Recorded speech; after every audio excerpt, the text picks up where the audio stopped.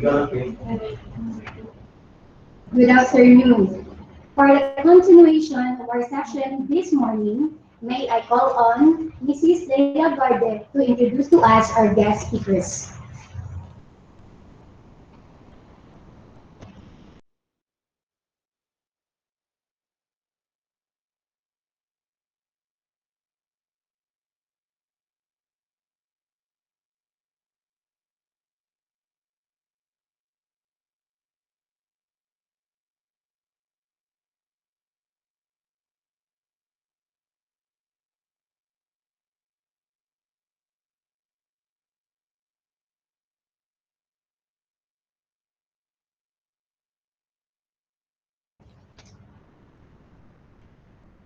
Good afternoon.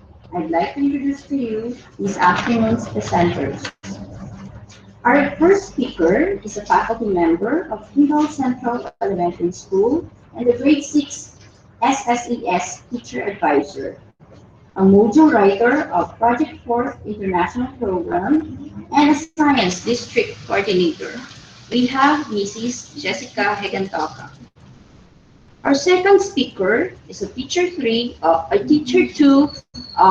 Icopolo Elementary School, as well as School Filipino Coordinator. We have Mrs. Mary Ann Tagaysay.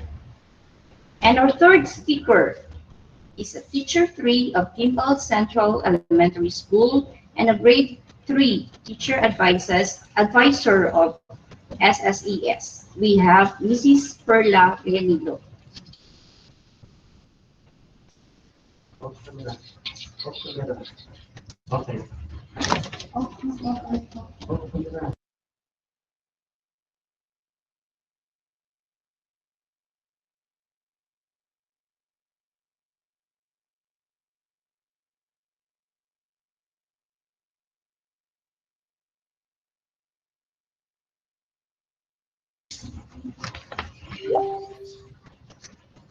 Good afternoon, to each and everyone. Good afternoon, Sir Mirasol, our district supervisor, to our school heads of different schools. Good afternoon, and to my fellow teachers.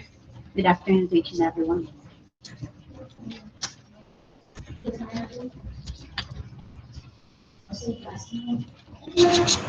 Okay, I'll be discussing on improving the creativity in making performance tasks, written works, activities in science. Okay, so assessment in the new normal education. So my topic is I'll be discussing or the overview of assessment and how to make an effective assessment tool in science. Okay. So as what Ma'am Janeline has discussed earlier, what is an assessment refers to the wide variety of methods or tools that educators use to evaluate, measures, and document the academic readiness, learning progress, skills acquisition, or educational needs of learners. Okay, so what are the three types of assessment? So as teachers, we are conducting our test, the diagnostic test, formative test, and the summative test. In my topic, I'll just discuss the summative test. For this is the topic that we are using for this new normal. Okay? So sa formative, makita natin na ang mga assessment sa ating modules. Even though recorded ang formative, but hindi dala sa atin na grading. So we will just focus on the summative test or assessment. Okay, so written test and performance task. So na-discuss naman kayo mga previous nga speakers this topic on written works and performance tasks. Okay, assessment components. Written works are the pieces or long unit tasks, and the performance tasks are the innovative product or do performance-based tasks, including skills demonstration, group presentations, oral work, multimedia presentations, research projects. So it is important to note that written outputs may also considered as our performance output. So this is based on our DepEd order naging pagwa ng sa ating Department of Education. Okay? Performance tasks are the real life situation or learning to real life situation. So, in making performance tasks, we should integrate two or more competencies within across the subject areas. I know that you have learned this one from our previous speakers, no? From Ma'am Dak and Ma'am Jenny. Okay? And our written works, we should conduct minimum of 4 written works and 4 performance tasks within a quarter. Okay, so I'll just skip this one. Okay, for science, this is the weight distribution of the summative assessment components for grades 3 to 6, no, for elementary. No? Science, written works is 50% and performance task is also 50%. Okay, next. These are the list of sample summative assessment tools that we are going to conduct for our performance task in learning areas in science. Okay, so in our depth order, there are different summative assessment tools in different learning modalities. So I'll just present here the digital printed modular learning for TB or RBI and homeschooling. For learning areas, science, for written outputs, we can have our concept maps, data recording analysis, laboratory reports and documentations. Number 4, reactions, reflection papers, and surveys. So these are the written output that we can conduct for our learners for printed modular learning.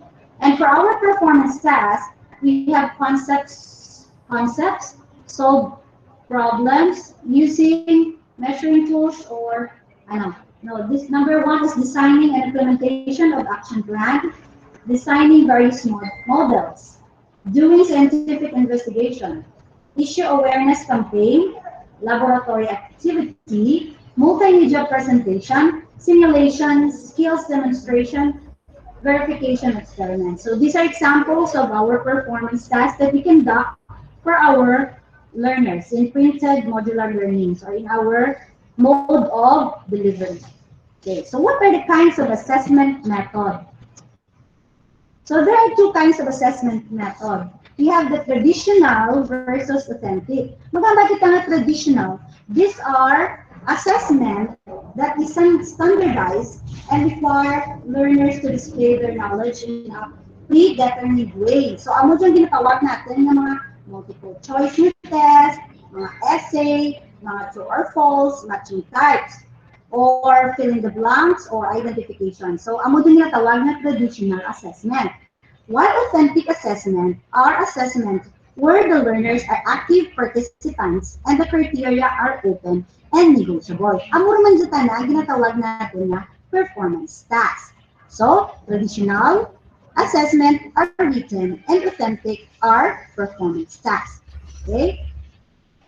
Example, sa performance sa ating written works, no? This is the traditional assessment.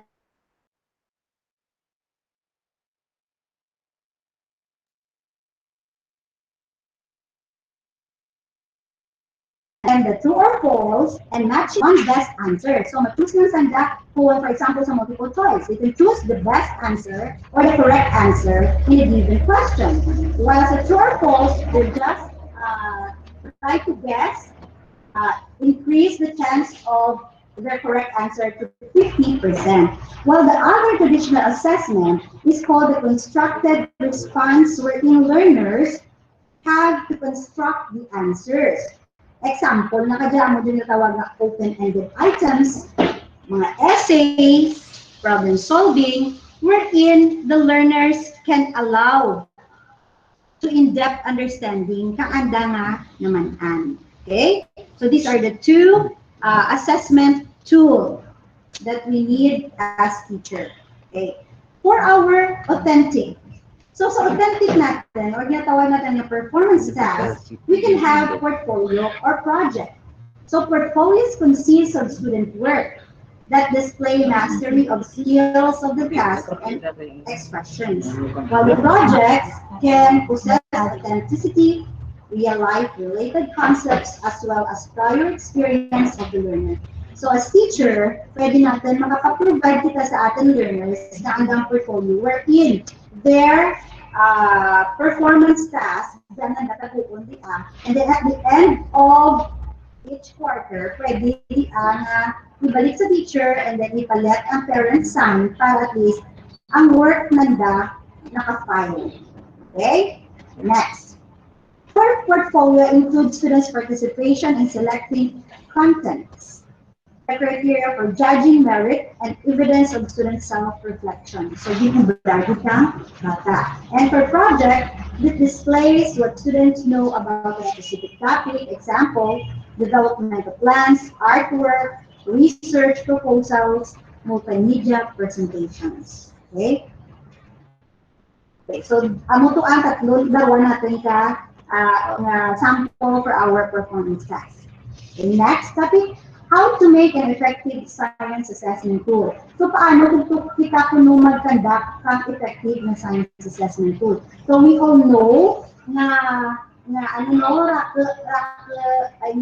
kinds of test para sa traditional.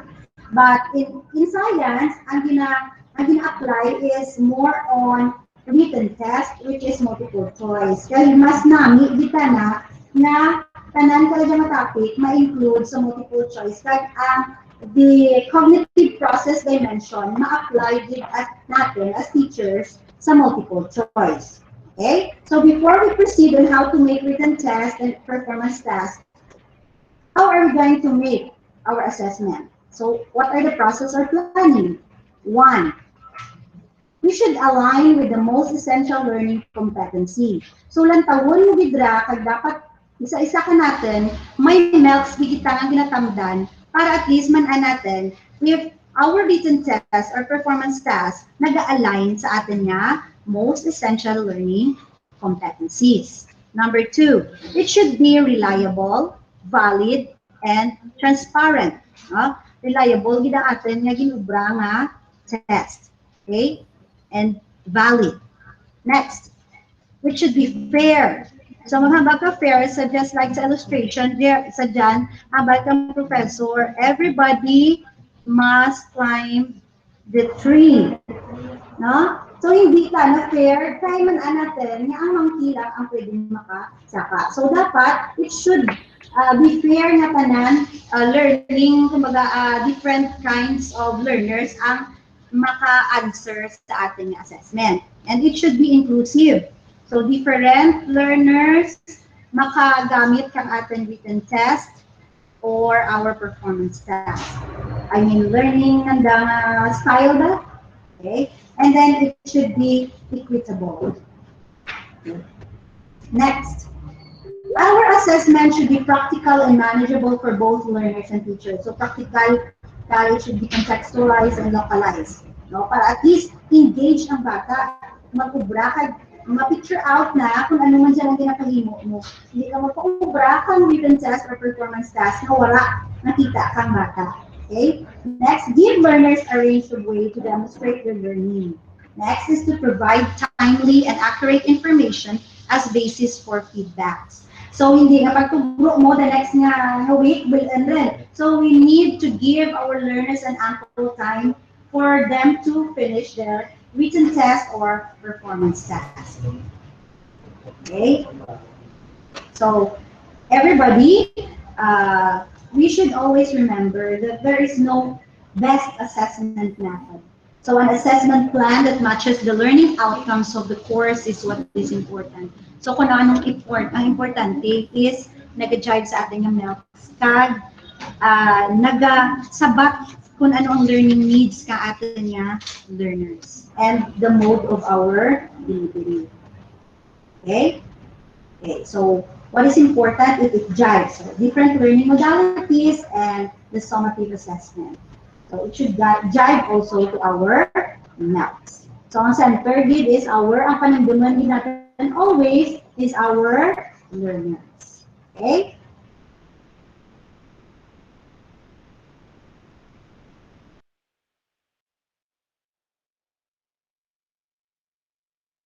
Stars and we can test.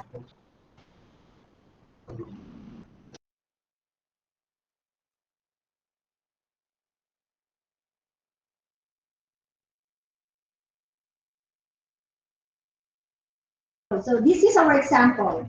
Some is quarter 2, F that's 6. Describe the reproductive parts in plants and their functions.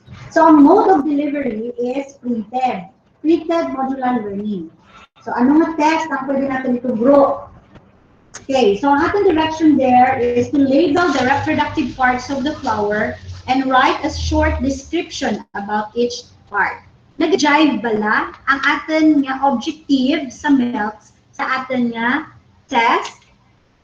The answer is yes. Kaya may word ta na dyan nga write a short description about each part. Pero kung maghambal ka nga label lang the reproductive top parts of the flower or a flower, wara lang the jive. Kaya ang imo nga melts is to describe, no? Okay. So this is now our example.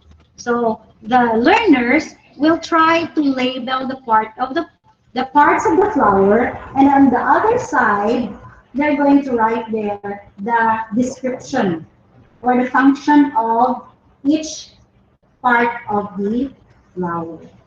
Okay? So this is an example which it nag-jive sa atin nga melts. Okay? So let's proceed now to the guidelines in constructing written assessment. Social science, ang ubrahin natin, is all multiple choice test lang. Okay? Multiple choice lang din ang ubrahin natin. Hindi kita magturo pang true or false. I know it is very hard to make a written test, especially multiple choice, kay may ginabasihan kita. But in multiple choice, amo dya ang pinaka kumbaga makita mo gid kag masilid mo as teacher ang ginatawag natin nga cognitive process dimension or way of asking question from the simplest form to complex. Okay? So amo dyan guide natin. Sa science, we have 3. Divide dya ang cognitive process dimension na according sa Bloom's taxonomy, which is the lowest or the simplest form is remembering. Next form is understanding. So, isa lang dya sa science, ginhimo ka na tanahan knowing. Remembering and understanding, usually, ang imo ka question kara dyan, nag-identify lang ikaw. So, gina-know mo lang or gina-understand or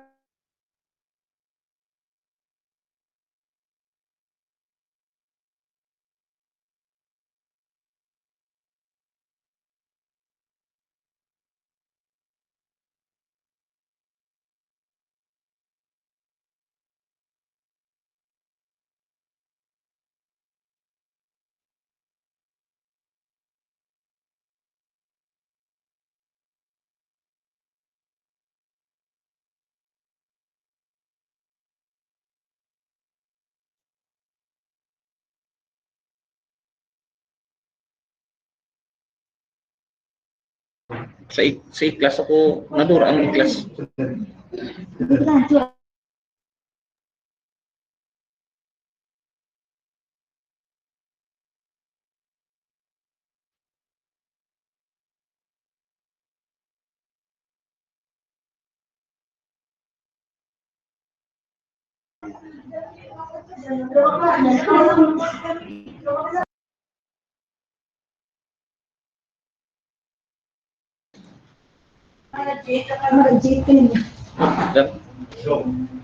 Okay, so this is the cognitive process dimension na ginahambal ko, which is according to Bloom's taxonomy. So, the ginatawag natin nga way of asking questions, which is remembering, which is the lowest, understanding, applying, analyzing, evaluating, and creating. So, sa science, i-divide lang sa tatlo. The understanding or the remembering and understanding, hinimo lang dyan ang knowing. So, knowing, in making our table of specification, should be 60% of our items. Tandaan natin 60%. So ang imo dyan nga items is 60% kang imo nga test. Okay, next is applying. Sa applying naman is 20%. And for your analyzing, evaluating, and creating, that's included in our reasoning. Okay, so tatlo lang. So hindi kita maghabal na pilang items are remembering, understanding, applying. No, we will just merge the remembering and understanding knowingly as. Sa applying, another mga part. And then analyzing, evaluating, and creating is the third part of making our table of specification. So sa part of reasoning then, usually, ang mga complex na question ay ituturo natin sa kabataan. Okay? Next, multiple choice. So I'll just focus on multiple choice lang na test. Kasi sa science, multiple choice ang braga natin. Okay? How to make a multiple choice items? Multiple choice item consists of the STEM. No, ang STEM mo ang imo nga question, which identifies the question or problem, and the response alternative or choices. Ang mga ginatawag natin nga ang alternatives, choices mo. Usually, students are asked to select the one alternative that best completes a statement or answers a question. So, may choices ka dyan sa dalam ng imo nga question. For example, the item STEM, which of the following is a chemical change? So, amura yung question. So, the end na belong, which of the following? So, identifying sa lower, which is the knowing. And then may choices ikaw, evaporation of alcohol, B, freezing of water, C, burning of oil, and D, melting of wax. Okay. So, tandaan, tama mag-ubraga, hindi ka multiple choice, posible na hindi mag-lower than 4. Ang 4 ginagin mga choices, hindi ka magpa-3. Okay? Para ang bata, may distractor, bala, hindi ta na magpalagpat lang kang ana nga answer. Okay? Another, multiple choice test can be used to test the ability. So magbutang ka, hindi ka magbutang lang 1. Butangan mo lang kang recall, memorize 1 and 2 only. So 1, sa letter A mo ba, 1 only. B, 1 and 2 only. 3, C, 1, 2, and 3 only. 4, sa letter D mo, 1, 2, and 3, and 4. Amura mo correct na answer. Okay? Next. So multiple choice items are good for post-test discussion. It is good for application. It is good for synthesizing, analyzing, and evaluating. So sa higher, kumbaga higher, repeat the na part kung written test na multiple choice ang inubrahin. Okay? Signal.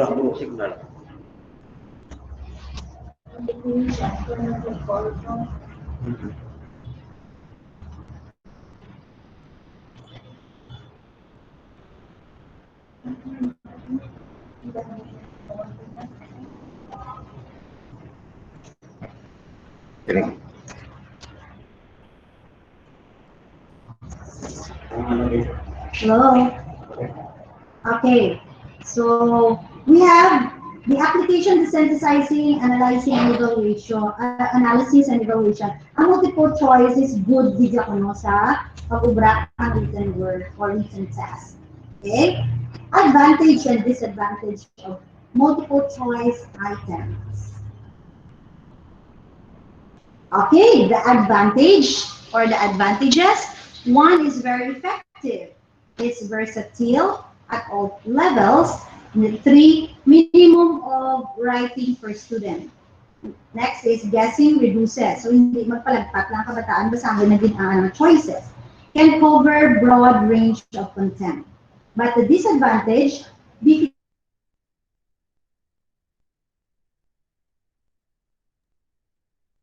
kay masakit sa ulo. Kaya kinahanglan nag-gyro mo question sa imo nga objective.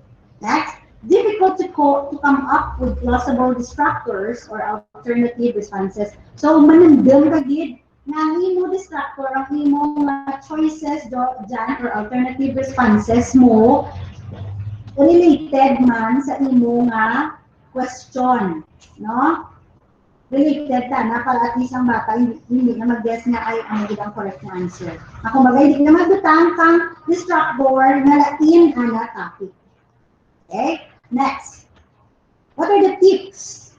When possible,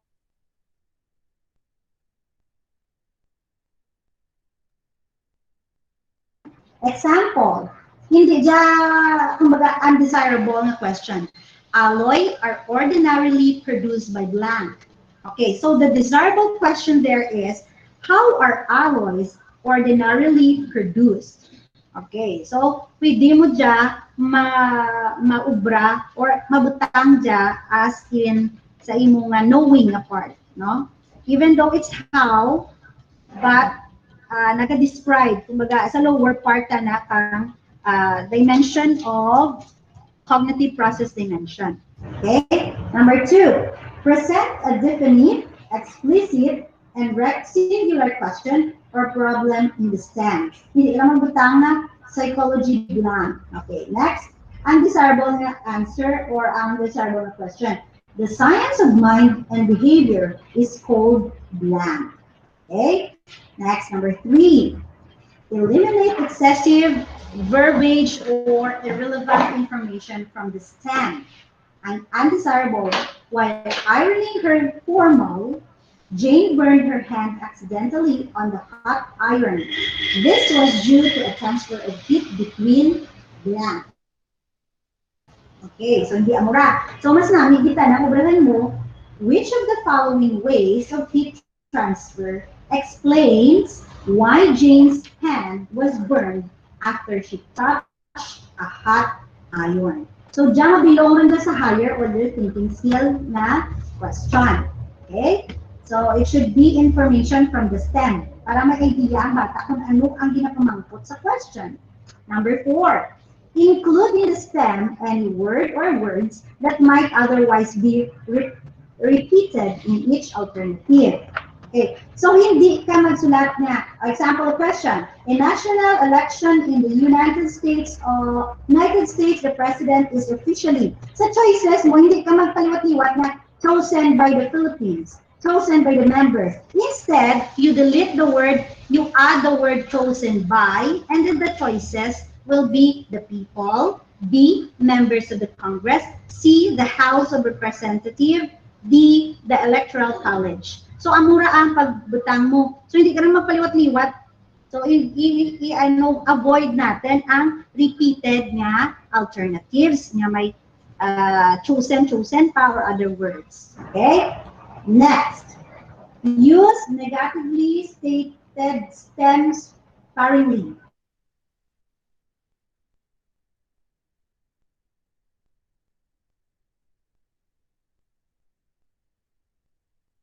Words. So, ilang magbutang, which of the Kennedy administration? So, you should write there which of the following is not. So, as you can see there, not is in capital letter. So, tandaan natin, basta may not or negative word ka dyan, it should be underlined or it should be in capital letter.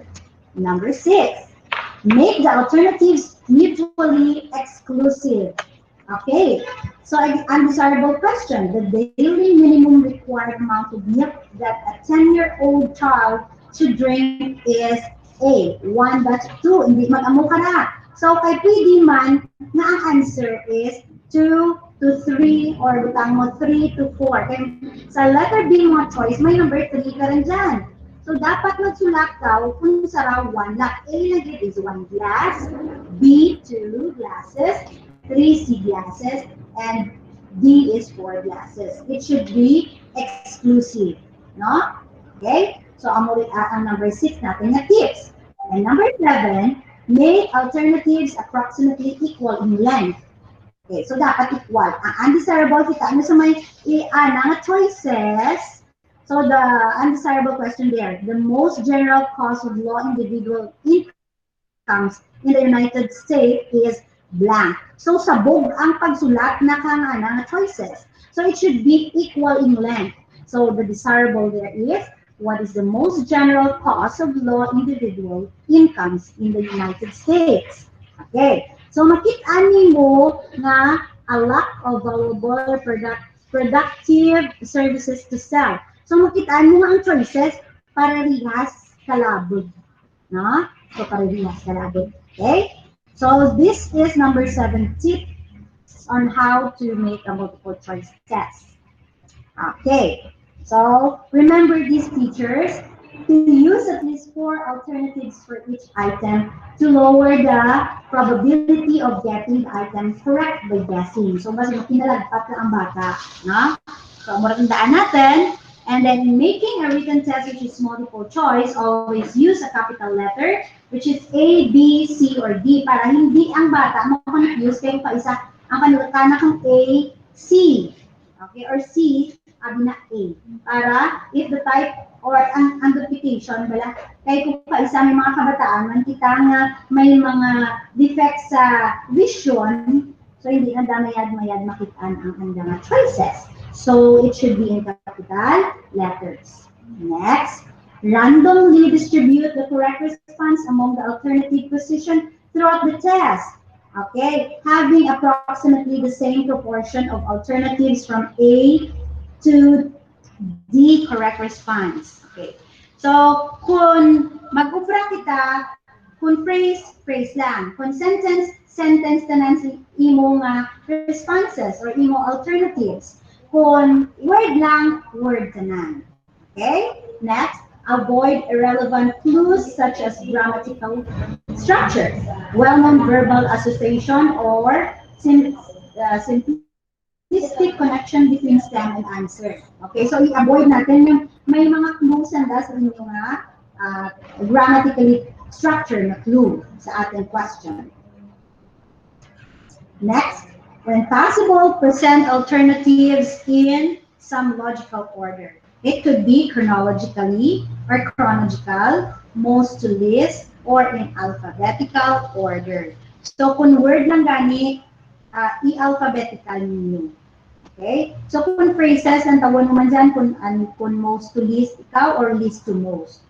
Kung anong pinakalawig mo dyan nga, choices, pwede mo unahin mo, or ang pinakagamay mga choices. Okay? Use the alternative none of the above and all of the above sparingly. When used, such alternative should occasionally be used as the correct response. So kung nagbutang ka nga all of the above, siguraduhin mo nga ang answer mo is all of the above. Okay, once nagamit ka nga none of the above or all of the above kaniya, ang i-answer kang bata is ang magbibigay. No? Next. In testing for definition, use the term in the stem rather than as option. Okay? Next, list alternative on separate line rather than including the options as part of the stem so that the option can be clearly distinguished.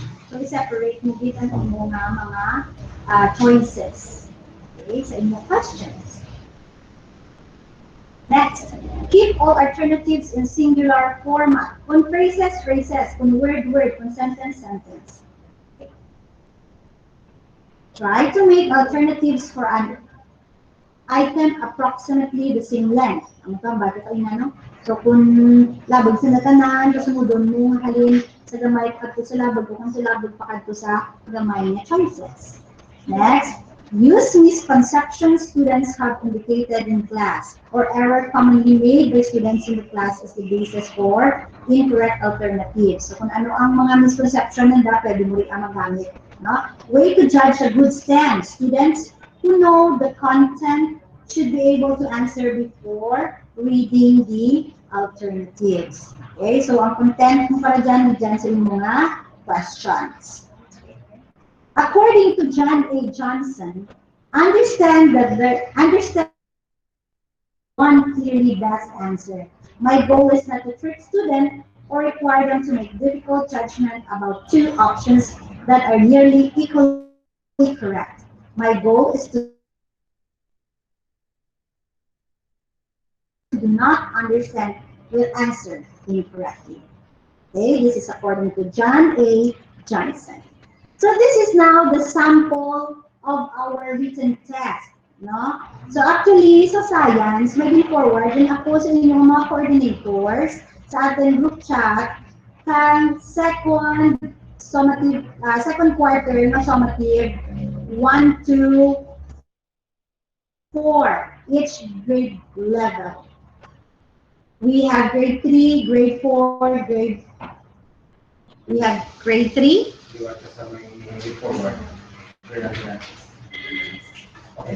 Okay. So maging forward, din ako dyan sa atin nga mga science coordinators can test maging ubra halin sa division office, which is quarter 2 pa lang. No? So in making our written test, this is now the format. Okay? So ang gamitin natin is Arial 12. Okay. So you write there kung ano ka mga week, content standard, and then the performance standard, isulat mo nila dyan. And then kung anong objective ang makitaan sa math. No? So, kung naka-review ka mo kang math sa science, makitaan mo na dyan na nakaseparate ang per week, kung tira ka week, makitaan per grade level, from grade 3 to grade 6, no? Sa atin sa elementary. Okay, so just like this, my example, ang ginubra ko, akin dyan ubra, no? Akin is quarter 2, written test number 2. So, darwa ka week rin dyan makitaan sa atin nga melts.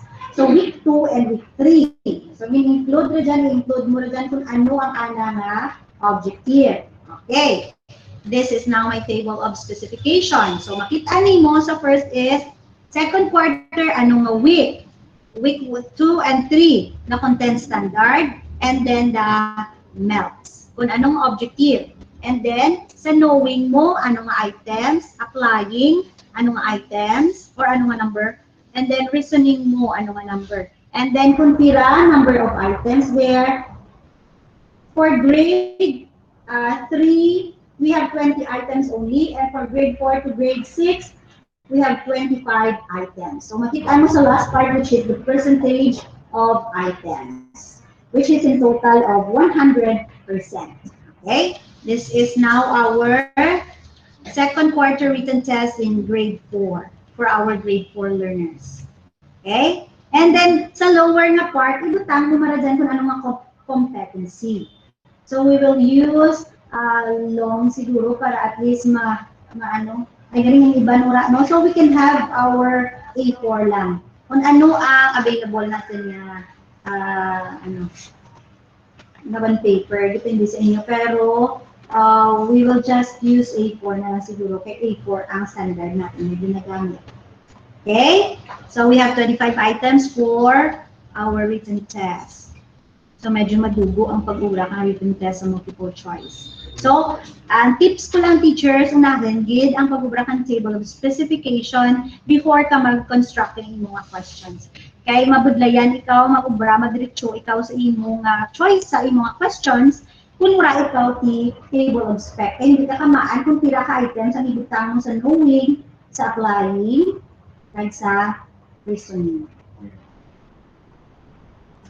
Okay. Let's now proceed to our performance product or task, product assessment. The last topic. So performance tasks, they refer to assessment tasks that allow learners to show what they know and are able to do in diverse ways. So they must be designed to provide opportunities for learners to apply what they are learning to real-life situation.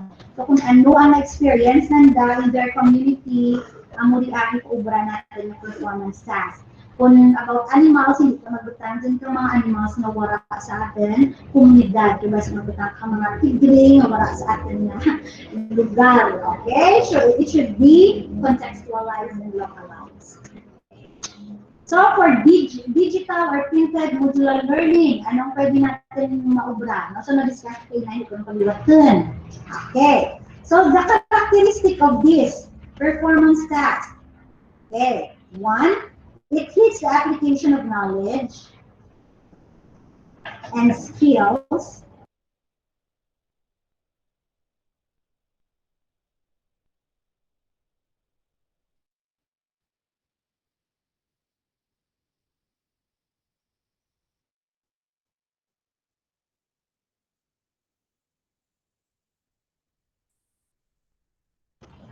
The characteristics of a performance task. It needs the application of knowledge and skills, and not just recall or recognition of concepts. No? So, ang application, hindi lang ko nag-recognize ka, hindi ka nag-recall ka, but it's the application of knowledge and skills, what our learners have learned. And it is contextualized based on real life problems or situation. It is not limited to a single correct answer. No? So, kung ang answer ka na kang bata sa andamay ang mukara, so we will accept it. Okay? Hindi lang limited in one correct answer in making our performance task. Next, it provides proof of learners' understanding through transfer. Next, it is multifaceted or multi-procedural. And it is integrative with other learning areas and with 21st century skills. So, makaano gid no pwede nga magamit sa other learning areas ang imong mga performance task.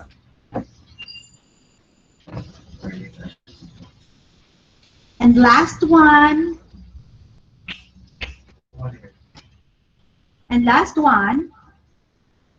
It has a clear and well-established scoring rubrics or guidelines with relevant criteria. So in making our performance task, we should include our rubrics para at least in making ang learners natin magpa-performance task, may guides sanda, makitaan, ipadala ninyong rubrics kung paano ginagridan kang teacher. At least aware sanda, hindi lang sanda mga ba nga makadalik bala para makitaan nanda nga ay sa content dali may 5 score, may 5 na score sa creativity, no? So we should provide rubrics in our performance task. Okay? This is now our sample performance task. I'll be showing to you. This is my performance task in first quarter. Science 6, I get this performance task sa ating module, no? Kaya man sa ating module, may dyan nga mga additional activities kaya ginapaubra sa kabataan, which is yung kaisa, tama ang kabudlay, we can use that one as our performance task. I-revise mo lang kung paano pagdara ng performance task. Next, lesson 6, suspension and its characteristics. Additional activities, nilala ko sa page 10. Direction. Create a simple video by following instructions below. Pass it to your teacher using your smartphone.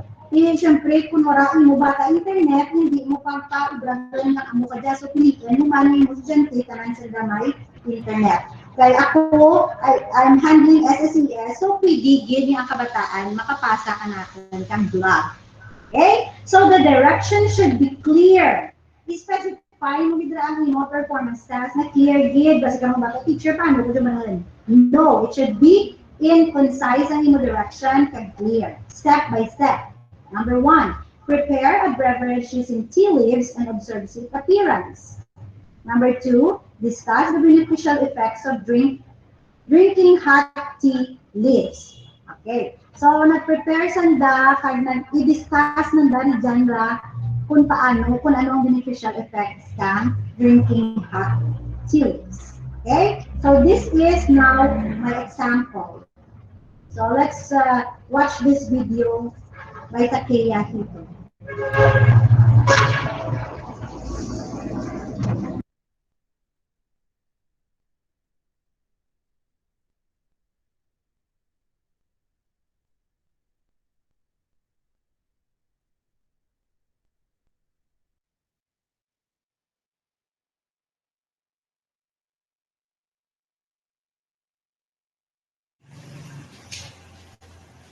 Hi, I'm Takeya Hito, and today I'm going to show you how to prepare guayaba tea leaves and tell their benefits. Prepare a 1 clean teapot, 1 scoop of guayaba tea leaves, good for 1 person, a glass, and a freshly boiled water. First, put the tea leaves in the teapot.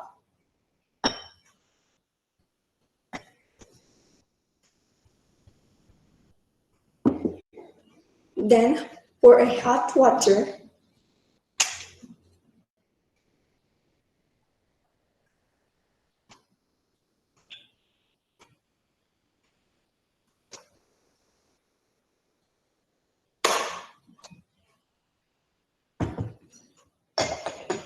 close the teapot and wait for a few seconds. Now while we're waiting, I'm gonna tell you their benefits. Tea contains antioxidant to prevent the body version of rust and to protect us from damage from pollution. It has less caffeine than coffee. It reduces stress and is probiotic to our guts. Tea may reduce your risk of having heart attack and stroke. And it may help to lose weight. If you drink tea every day, then you can see the effect in your body. Tea may help you to protect your bones. It's rich with more calcium than milk, as well as iron and vitamins A and K. And lastly, tea may soothe the digestive system, can be good for people with irritable bowel syndrome because it is antispasmodic. After waiting for a few seconds,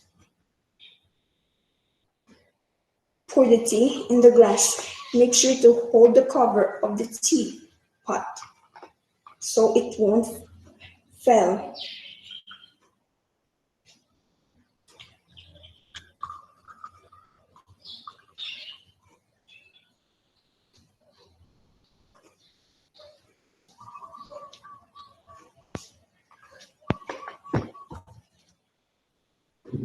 I introduce to you guayabano tea leaves. Now you can enjoy your drink.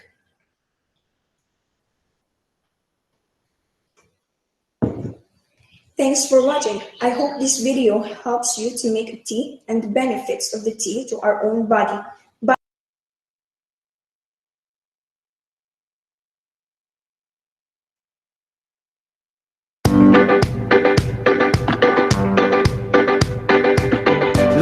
Hi teacher, today I will make lemonade. First, prepare the things we need. And we need to use knife for cutting the lemons. And we need to use the drinking water to mix with the extracted juice. And we need to use the chopping board, and this is where will be the lemons be chopped.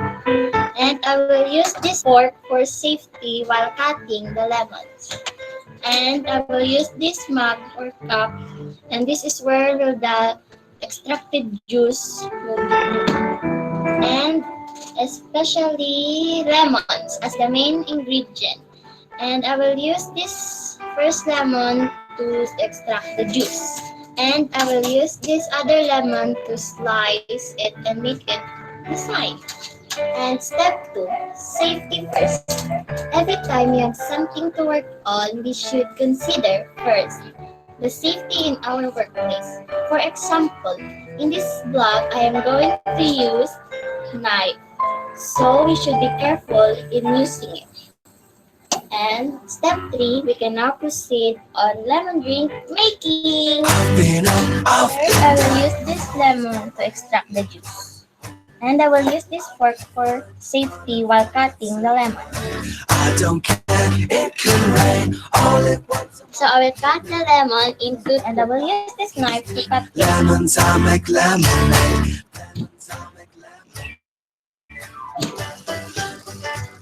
Now the lemon is cut into 2. I will turn the knife into its proper place. Now I will extract the juice by squishing it. And now whenever the sun is shining, I make rainbows out of it. I've always been a hopeless romantic. Things don't always go my way. There's not a lot you can do with lemons, except make them into lemonade. Then I will remove the seeds, the lemon seeds. I've been up, I've been down, I've always got my head in the clouds, hoping that I will put this aside aside, and I will use this drinking water to mix the extracted juice. Cause when life gives me lemons, I make lemonade. Now, I will set this aside. And I will cut another lemon, so I will make it a design for my lemon drink. I will use this fork again for my seed.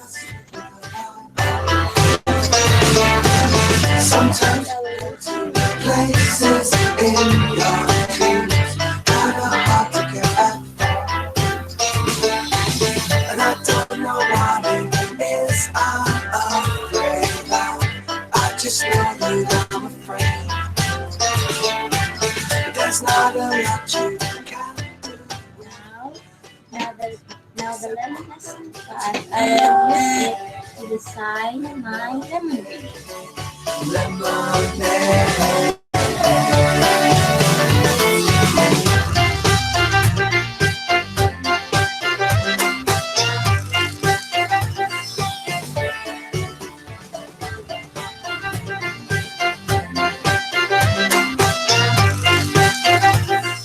Now this is my lemonade. If life is a lemon, make some lemonade.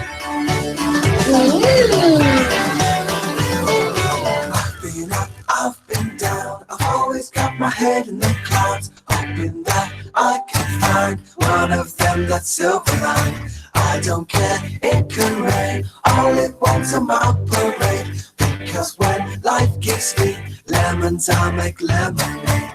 Lemons, I make lemonade.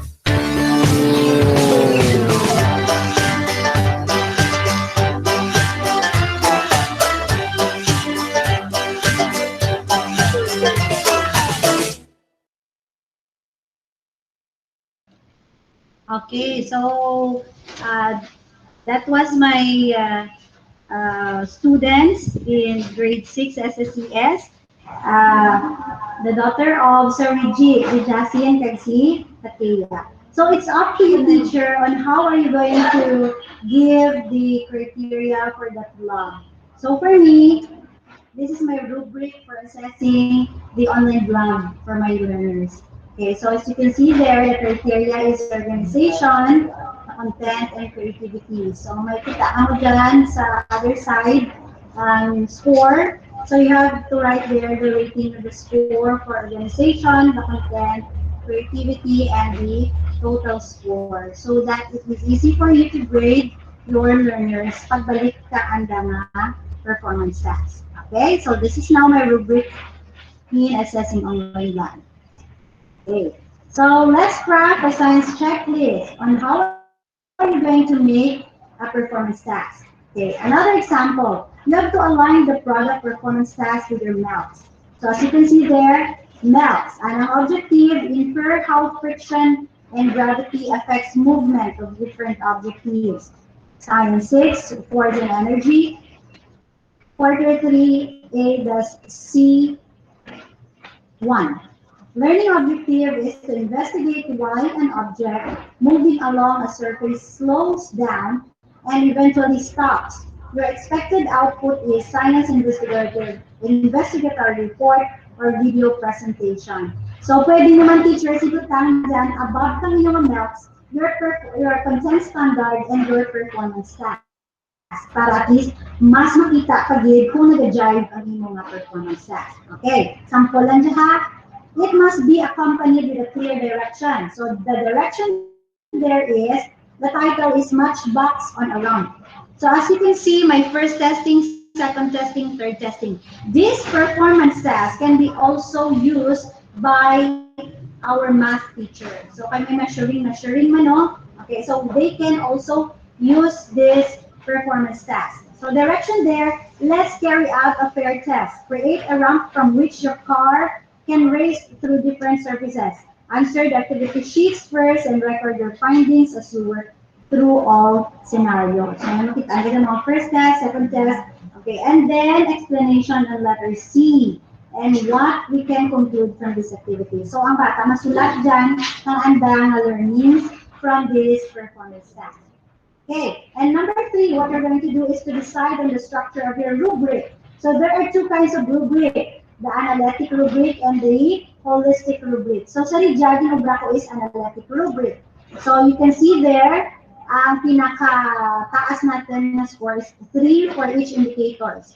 Accuracy of execution, data collection and recording, manner of presentation, cleanliness of the work area.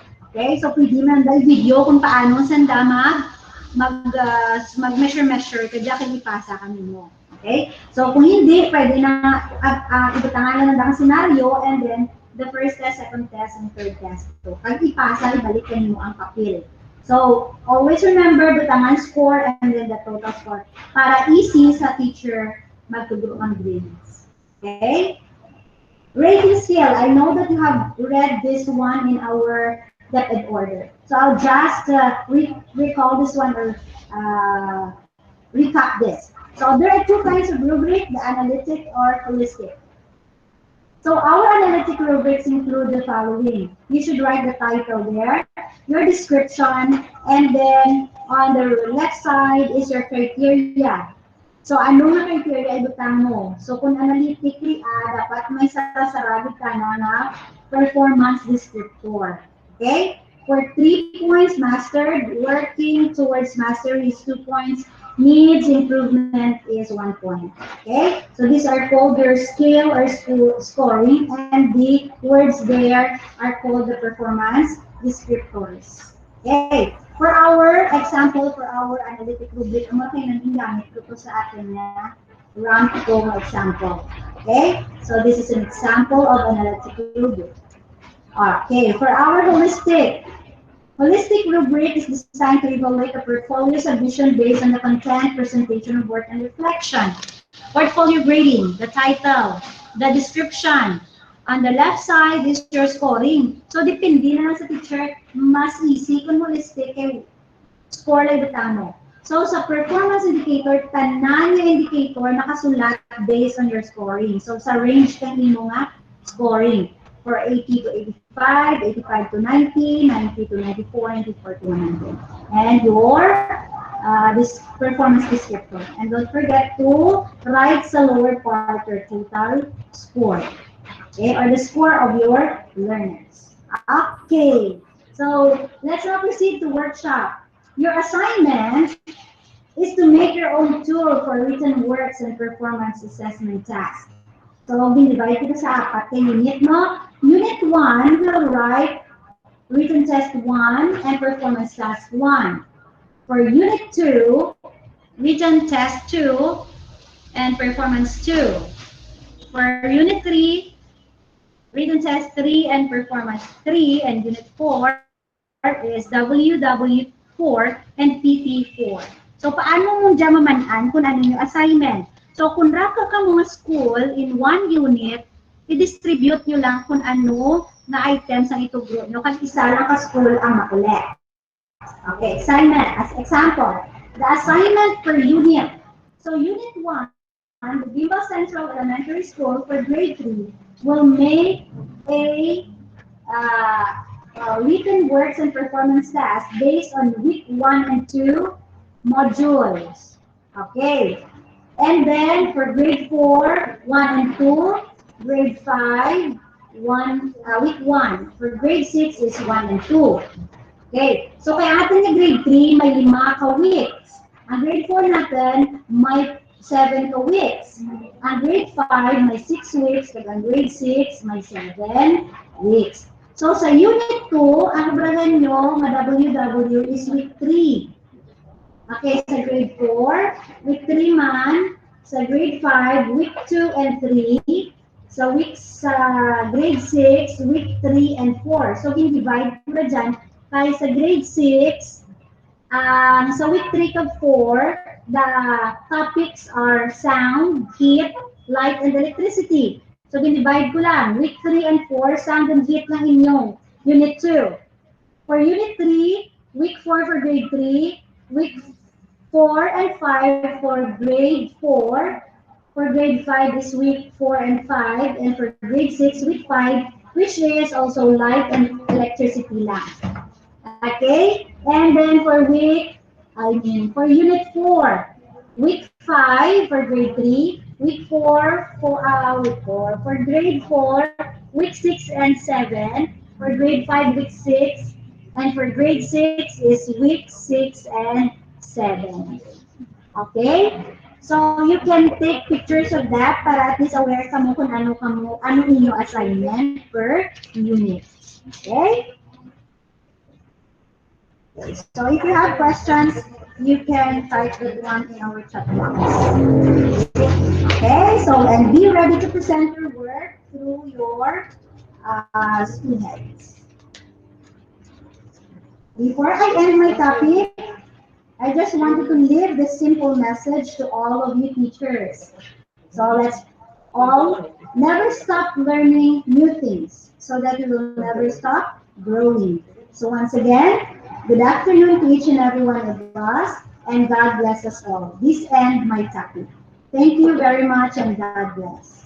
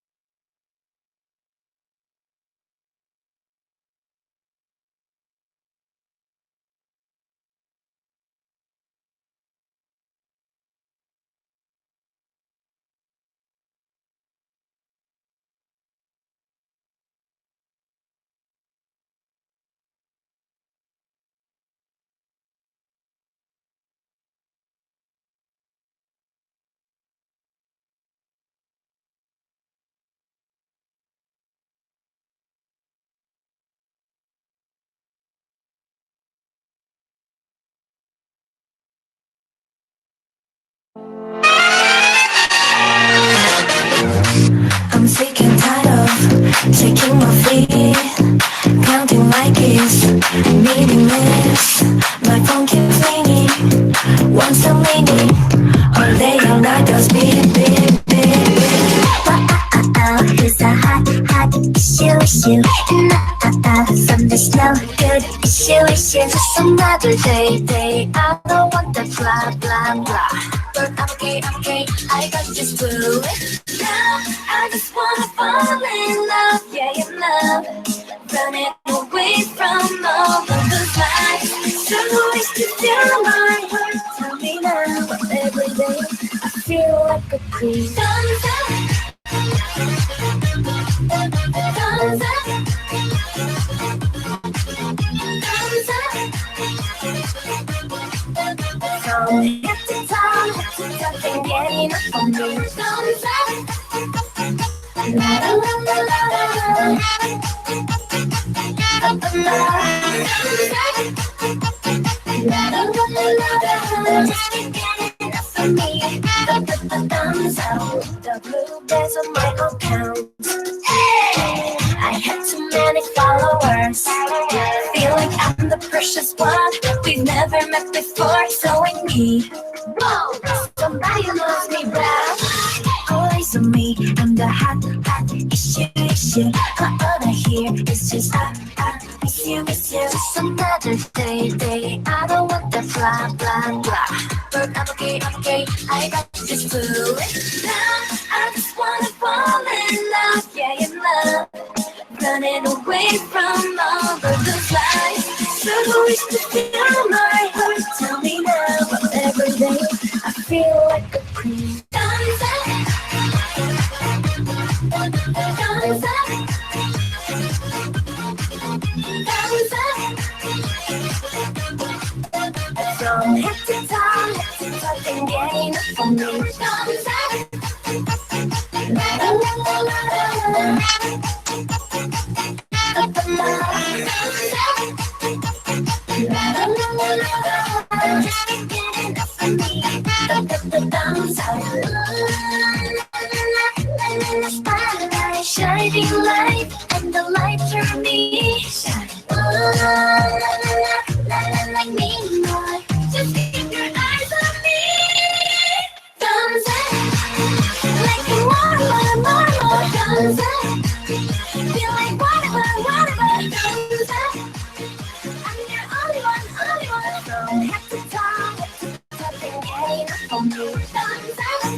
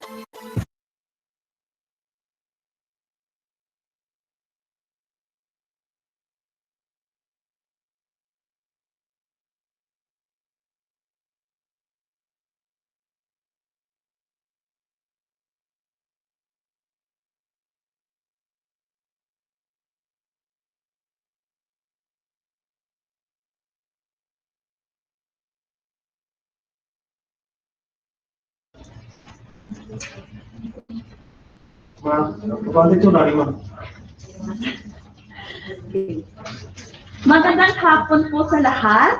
Okay. Gising pa po ba kayo? Okay. Alam ko pong gising po ang lahat dahil natatapos lang po ng ating unfreezing activity. Okay.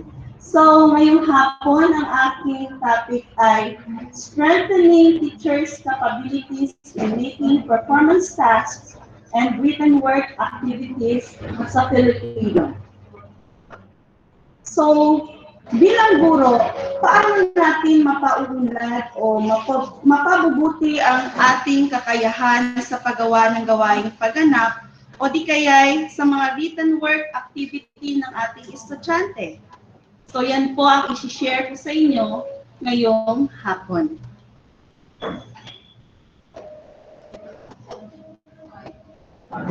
So, how do I know if a child is learning? So, paano natin malalaman ng ating mga estudyante ay talagang natuto sa kung ano ang itinuro natin? Okay. So, of course, tayo ay magbibigay ng summative assessment. Ano ba itong summative assessment? Usually administered toward the end of a learning period to measure the extent to which the learners have mastered the essential learning competencies, the results of which are recorded and are used to report the learner's achievement. So yun po ang sinasabi natin na ang summative assessment ay recorded po ito at saka ginagamit po talaga natin sa pag-solve ng grado ng ating mga estudyante. Okay. So ano ang mga assessment natin na ginagamit for learning? Ito po ay mga written works at saka performance tasks. So, ang written works,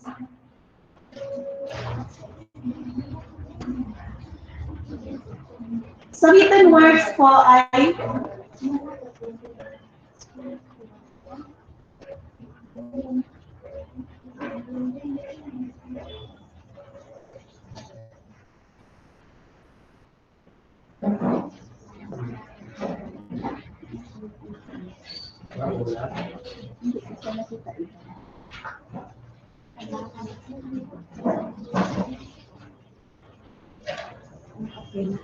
Okay, sa written works, we can use a combination of selected response and constructed response formats. Okay.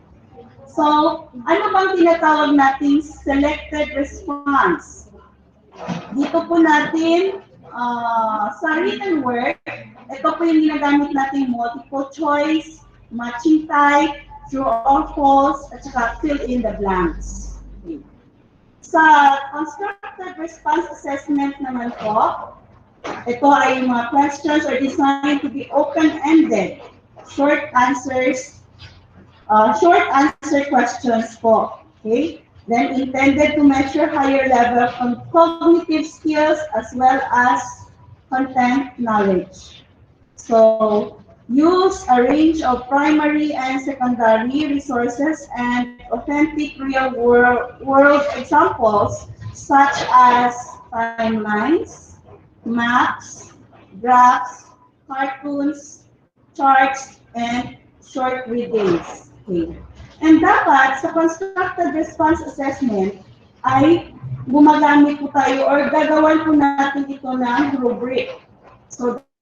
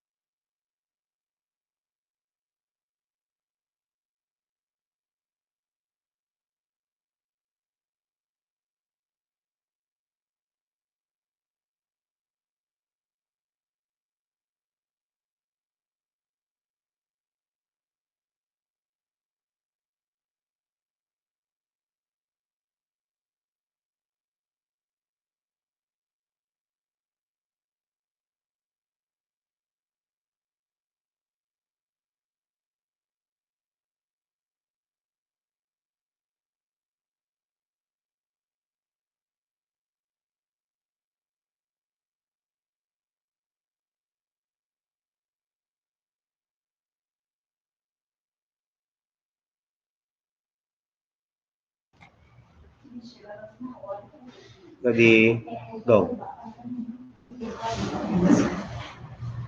So, ang gawaing pagganap ay gawaing pagkatuto o pagsubok na ibinibigay po natin sa ating mga estudyante upang maipakita natin ang kanilang kaalaman at pag-uunawa sa nasabing learning competency. So, ang mga learning competencies po ay makikita po natin ito sa ating MELT, no? So, sa bawat quarter, mayroong mga learning competencies na dapat nating talakayin o di kaya ituro sa ating mga estudyante. So, yun po ang basihan natin sa paggawa ng mga gawaing pagganap.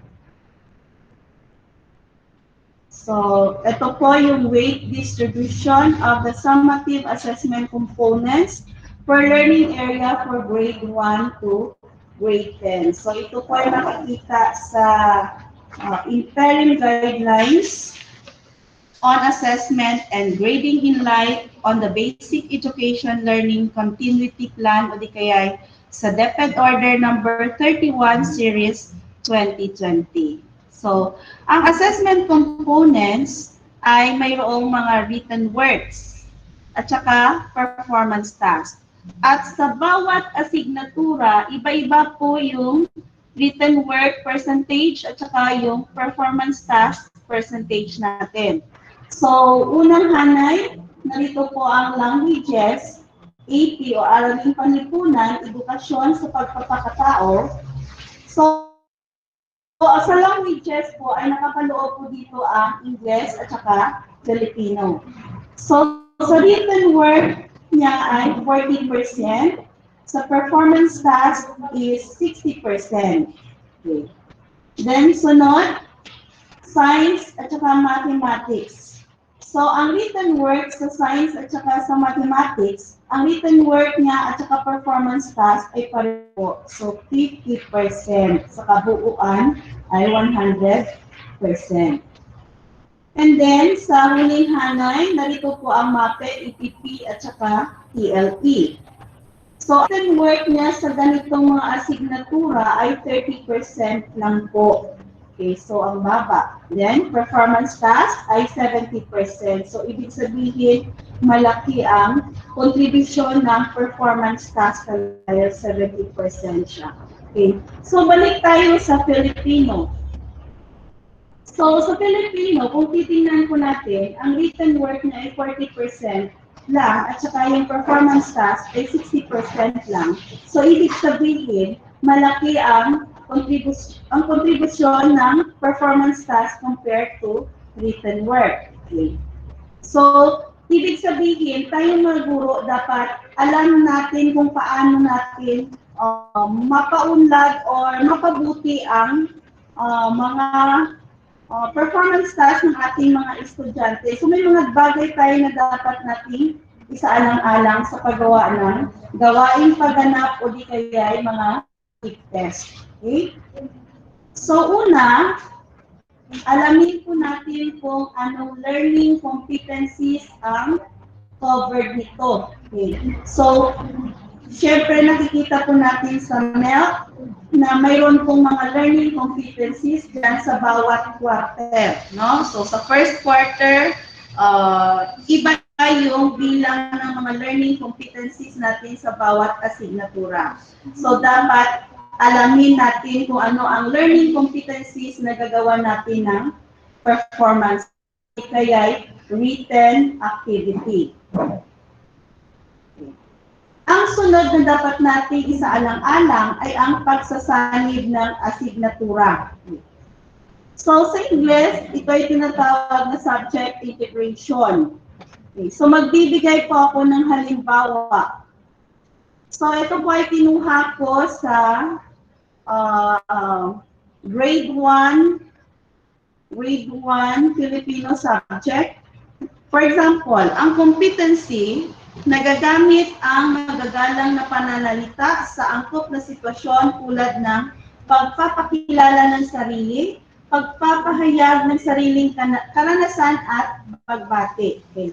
So, pwede natin isanib ang edukasyon sa pagpapakatao dahil may learning competency po sa edukasyon sa pagpapakatao na nakapagpapakita ng paggalang sa pamilya at sa kapwa sa pamamagitan ng A. Pagmamano o paghalik sa nakatatanda.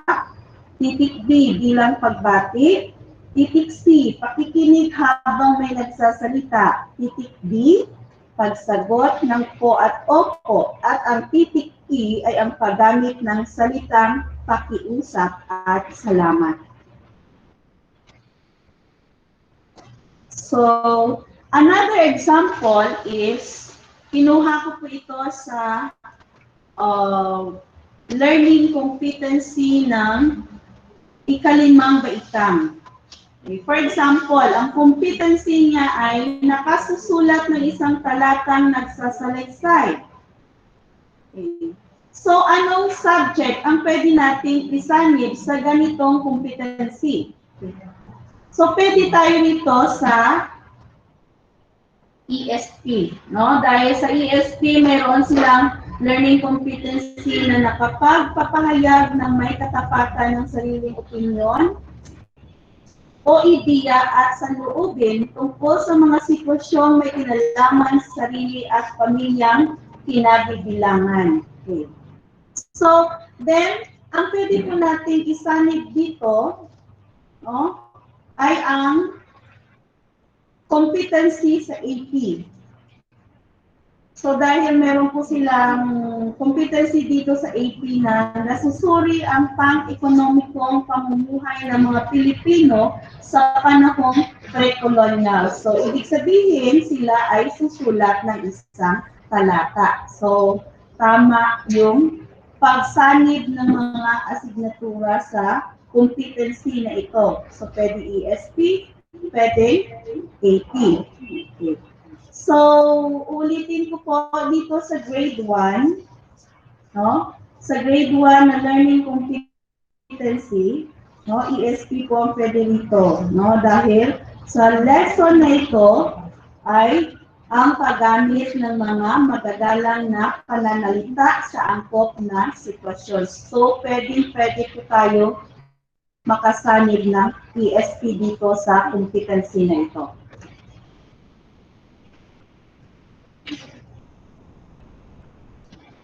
Okay. Ang pangatlong bagay na dapat nating isaalang-alang upang mapabubuti natin o mapaunlad natin ang paggawa ng mga performance tasks at saka written activity ay ang pagbibigay ng gawain pagganap. Sa pagbibigay pala ng gawain pagganap, hindi dapat bababa sa 4 ang bawat quarter. So, same rin po sa ating written work, no? Same rin po sa ating written work, dapat hindi bababa sa 4 na written work ang bawat quarter. Okay. So, tayo na lang po ang bahala kung paano natin pagsanibin ang mga competency sa bawat quarter. Kasi diba sa isang quarter, ay meron po tayo minsan siyam na learning competencies. No? So tayo na lang po ang bahala kung paano natin isanib ang mga competencies na yan para makabuo tayo ng written work o di kaya performance task na hindi bababa sa 4 sa bawat quarter. Okay. So magbibigay po ako ng halimbawa. Kinuha ko po ito sa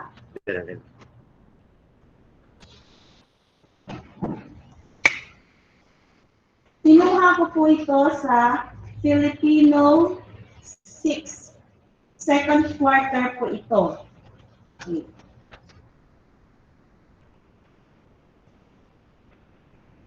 So, dito, ang unang halimbawa ko po ay ang learning competencies. Competency na gagamitin ko ay nasasagot ang mga tanong tungkol sa napakinggan o nabasang kalaarawan at anekdota. So, anong pwede natin ibigay ng performance task? Okay, so, una, itala ang mga pangyayaring naganap sa iyong buhay sa nakaraang isang linggo. So, ibig sabihin, ang atin pong estudyante ay gagawa ng kalaarawan. So, ganito po ang itsura niya. No? So, sa unang hanay, ay ang mga araw. So, nandito, Lunes, Martes, Miyerkules, Huwebes, Biyernes, Sabado, Linggo. At saka sa pangalawang hanay ay ang mga pangyayari. So, anong nangyari sa kanya nung Lunes?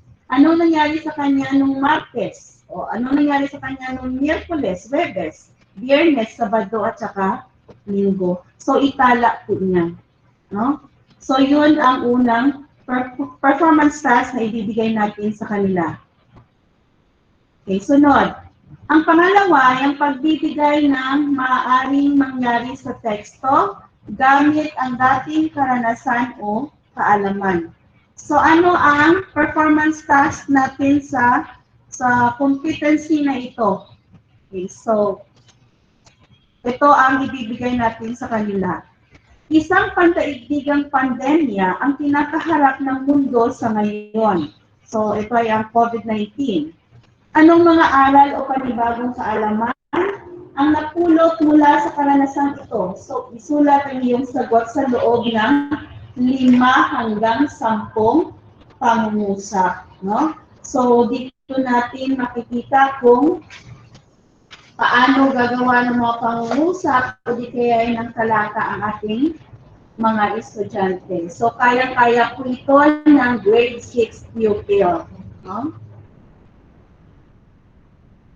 Tatlong performance task sa second quarter na pwede natin ibigay sa kanya sa competency na nasasabi ang paksa o mahahalagang pangyayari sa binasa o napakinggan sa may slide at teksto. So ano ang gawain na pwede natin ibigay sa kanila? So ito po, sumulat ng mga pangungusap batay sa larawang ito. So gamitin ang iba't ibang aspekto ng pandiwa. So, dito sa larawan ay ang taalig dito. No? So, sila ay sumulat ng pangungusap batay sa larawan. So, sa grade 6 pupil, madali lang po ito. Kaya-kaya po nila. Then, ang pang-apat na performance task na pwede natin ibigay sa second quarter, ang competency na nagagamit ang uri ng pang-abay. So, anong mga pang-abay? Panlunan, pamaraan, at saka pamanahon sa pakikipag-usap sa iba't ibang sitwasyon. So, ang gawain na pwede natin ibigay sa kanila ay, for example, sa isang malinis na papel, sumulat ng isang talata tungkol sa mga gawain mo sa araw-araw. So, ilarawan kung paano, saan at kailan mo ito ginagawa. Lagyan ng angkop na pamagat at salungguhitan ang mga pang-abay sa loob ng talata. So, napakadali po. So, dito natin makikita kung yun ba ay kilala ng mga estudyante natin kung ano ang mga pang-abay doon sa pangungusap. No? Okay. So, yun po. So, 4 po lahat ng mga performance tasks na ibinigay natin sa grade 6 po ito. Grade 6. Grade 6. So, 4 po.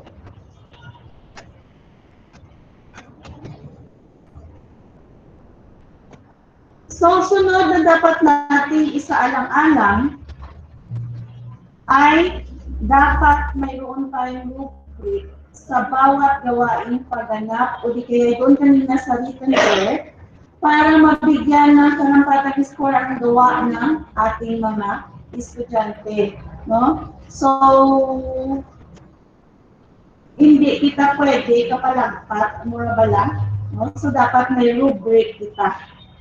Hindi ko na basta-basta lang itagat. Tugro ang score sa estudyante natin na wala kita rubric. So, dapat may rubric. So, example is, ito po ay kinuha po sa grade 1. Grade 1 activity po ito sa unang quarter.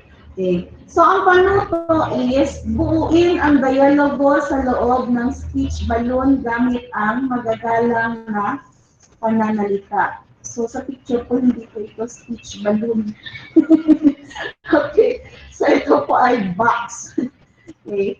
So, for example, dito, ang sinabi ng guro, Magandang araw, Michael. Kumusta ka?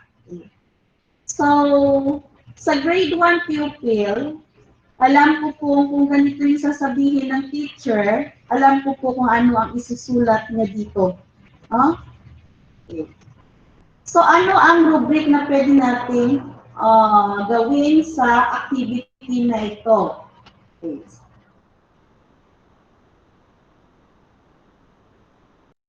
Dahil nakukumplituhin niya yung dialogo.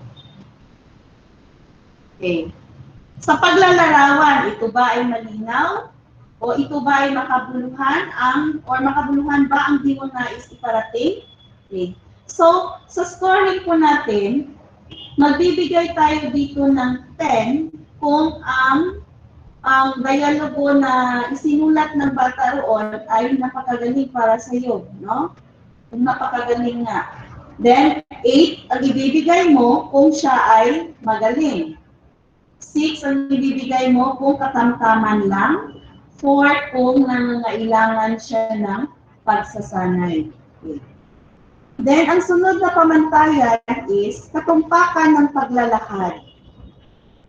So, sa isinulat ba niya doon, tumpak ba ang inilagay niya doon sa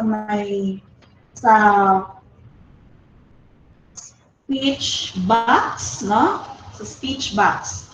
Kung tumpak ba ang paglagay niya ng dialogo doon. So, angkop ba ang salitang ginamit sa dialogo pati na ang daloy ng diwa? Okay. So, bibigyan mo siya ng 10 kung napakagaling.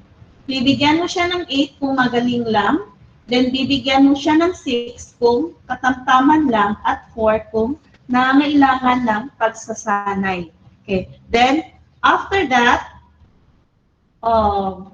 i-add po natin at kukunin ang kabuuang score. So, yun po ang paggamit ng ating rubric. No? So, dapat may rubric ang ating performance task at saka ang ating mga written work na nangangailangan ng rubric. Okay. So, okay lang po sa written work kung gagamit tayo ng mga multiple choice. So, hindi na tayo nangangailangan ng rubric. Matching type, fill in the blank. So, hindi yung kailangan. Pero, kung mga open-ended na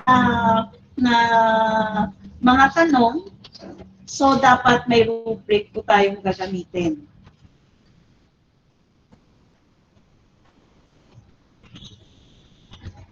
So, ang panglimang bagay na dapat nating isaalang-alang ay kung ang ibibigay ba nating gawain pagganap o di kaya mga written work, makayanan kayang gawin ng ating mga estudyante, no? Ang ibibigay nating written work. So, yun po ang napaka-importanteng bagay na dapat nating isaalang-alang sa pagbibigay ng mga performance task. Okay.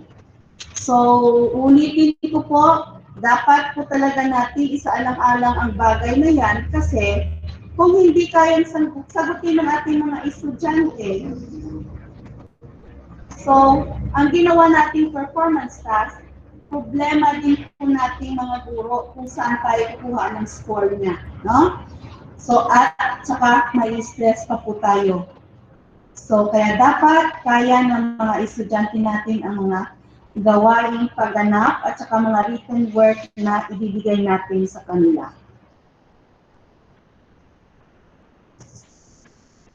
Okay. So, another one is ang pang-anim po na bagay na dapat natin isaalang-alang is dapat malinaw ang panuto. No?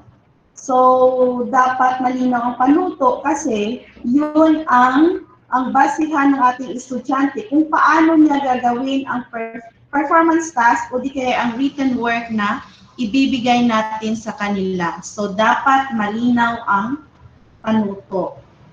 Okay? So, uulitin ko po ang 5 bagay na dapat nating isaalang-alang sa paggawa ng gawain pagganap at saka mga written work is, una, alamin kung ano ang mga learning competencies na covered nito. Okay, pangalawa, pagsasanib ng asignatura. Okay. So, pagsasanib pala ng asignatura, so para sa akin, mapadali ang gawain nating mga guro. No? Dahil, for example, kung sa Filipino, ang isinanib mo doon ay ESP, tulad kanina na nasa grade 1, so pwede mo rin magamit yung score na yan sa ESP, di ba? Then, doon kanina sa grade 5, kung nagsanib doon ang EP at saka ESP, so pwede natin magamit doon sa EP. At the same time, pwede mo magamit doon sa ESP at saka sa Filipino ang score niya. Okay? Then, pangatlo is, sa pagbibigay ng gawaing pagganap sa Filipino ay hindi dapat bababa sa 4 ang bawat quarter. Okay? Then, pang-apat, dapat ay mayroon po tayong rubric sa bawat gawaing pagganap at saka sa written work na nangangailangan ng rubric para mabigyan natin ng karampatan ng score ang bawat gawa ng ating estudyante. And then number 5, makayanang gawin ng mga bata ang gawaing pagganap at saka yung written work na ibibigay natin sa kanila. And then lastly, ito, dapat ang ating panuto ay malinaw. So, sa mga itinalakad ko, mga kapwa ko guro,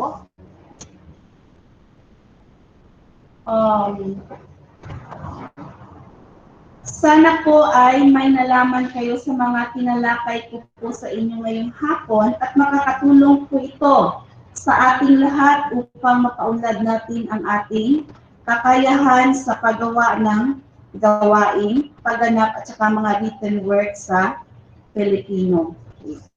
So dito, lastly, ang tatalakayin ko sa inyo ay yung expected output natin sa Filipino. Okay. So, gagawa po tayo ng written works at saka performance task sa quarter 3 lang po. Okay, sa quarter 3. So, ang unit 1, gagawa sila ng test number 1 at saka performance task number 1. So, ibig sabihin, kung test number 1 at saka performance task number 1, ito ay makikita pala sa unahan, no? Ng quarter 3. Mga learning competencies po ito na makikita sa quarter 3 sa unahan. So, pwedeng isa o dalawang learning competency ang gagamitin nila. Okay? Then, ang unit 2, gagawa ng test number 2 at saka performance task number 2. So, yun ang ipapasa ninyo sa inyong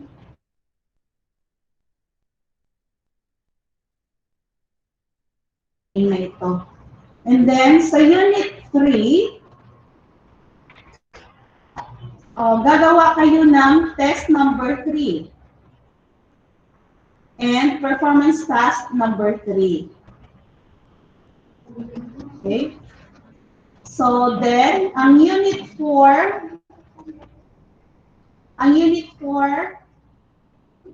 so compose po ito ng hapay line yata, no? Then, test number 4 po ang gagawin ninyo at saka performance task number 4. So, hoping po na malinaw ang output na gagawin ninyo sa Filipino, no? So, same ang number ng test at saka yung performance task. Okay. So, yun lang po at maraming salamat.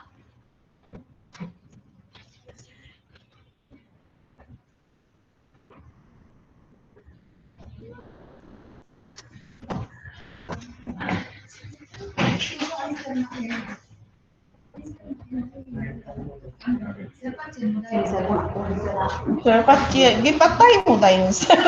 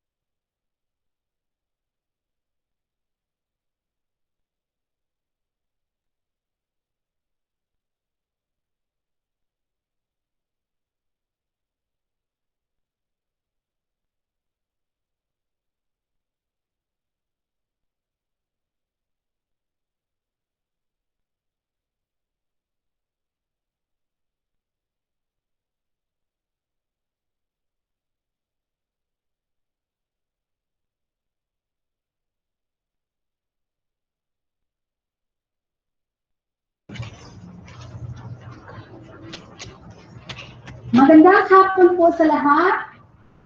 Ang topiko ko po ngayon ay tungkol sa upgrading teachers' competencies in making performance tasks and written work activities in Araling Panlipunan.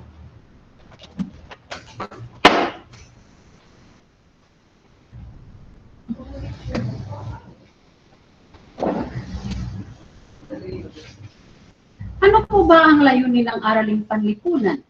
Isang halimbawa ng layunin ng Araling Panlipunan mula sa kinder hanggang grade 10 ay ang maipamamalas ang mga kakayahan bilang kabataang mamamayang Pilipino na mapanuri, mapagnilay, malikhain, may matalinong pagpasya at aktibong pakikilahok, makakalikasan, makatao at makabansa. Saklaw ng daloy ng kurikulum na maipamamalas ang kamalayan bilang batang Pilipino sa katangian at magbahagi ang ginagampanan sa tahanan, paaralan at pamayanan tungo sa paghubog ng isang mamamayang mapanagutan.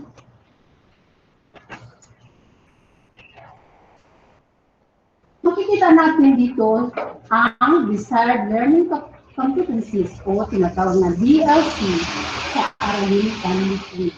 Una ay ang pagsisiyasat, pananaliksik, pagtupad sa pamantayang pang-etika, pagsusuri at interpretasyon, at nandun din ang komunikasyon.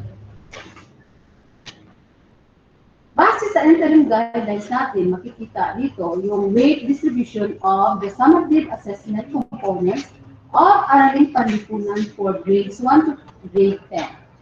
So, mag-focus lang ako sa Araling Panlipunan. So, assessment components. What are the components? So, number 1 is written works. At saka, performance tasks. So, ang weight nito ay, makikita natin sa performance works ang 40% at sa performance tasks naman ay 60% at ang kabuuan nito ay 100%. Okay, focus muna tayo sa written works. Uri ng item sa pagsusulit, makikita natin ang pagsusulit sa tama o mali, kung natin ginagamit natin.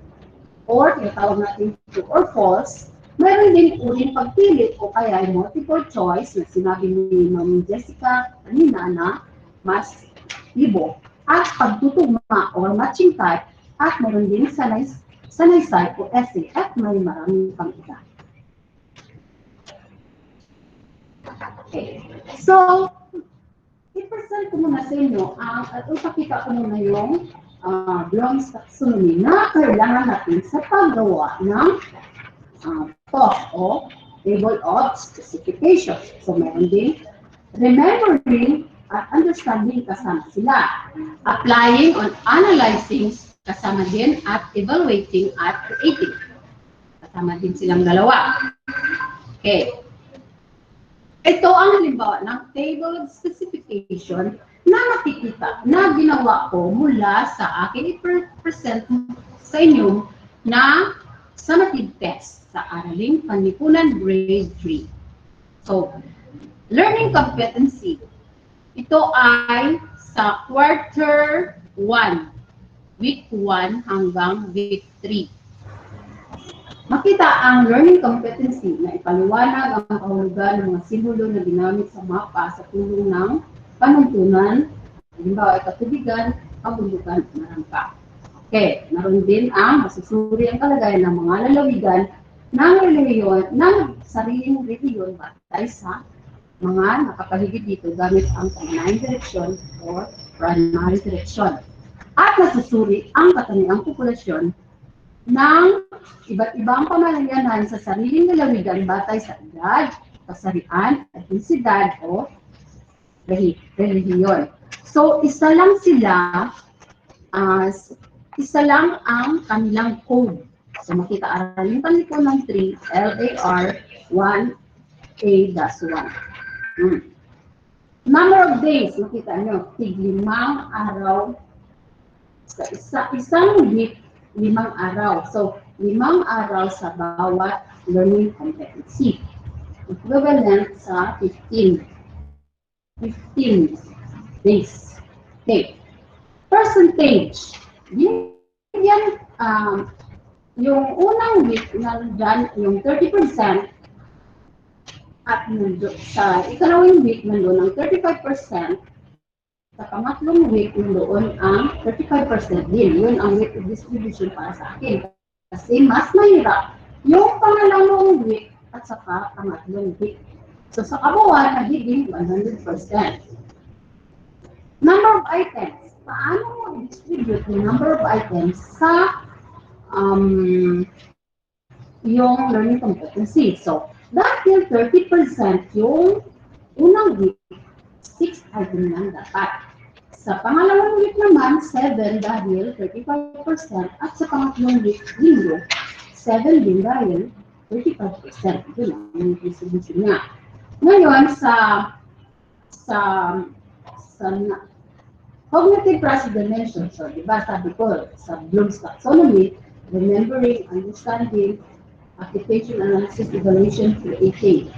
Okay, dahil 6 item lang ang sa week 1, so 1 to 4, remembering, application 5, number 5, sa evaluation ko, number 6.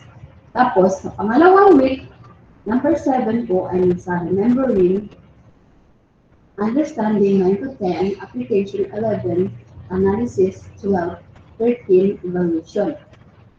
Okay. Dahil, bakit nga ba 1 to 4 lang, balik tayo sa unang learning competency, bakit 4 lang? Kasi, sinabi ni Ma'am ganito ka kanina, well, 60% ang sa remembering understanding, tapos 20% analysis, at evaluation creating 20%. So, 60% of 6 of 20, dahil 20 ang sa grade 3, 4 items lang. Yun. Kaya, okay. So, makikita ninyo sa week 3, o sa ikatlong linggo, makita niyo 16 to 17, 14 to 15, remembering, understanding 16 to 17, 18 to 19, sa application, tapos sa page 18, number 20. At ang kabuuan ng item is 20. So ito yung summative test na ginawa ng Araling Panlipunan Group. Ito yung binasi ko dito yung table of specification na isinta ko sa inyo kanina. Okay, yun, no? Up to 20. So, makita niyo isang halimbawa. Punta tayo sa performance task. Bakit nga ba may performance task? Upang may bahagi ang mga mag-aaral sa proseso ng individual at kolaboratibong pagkatuto sa lahat ng pagkakataon.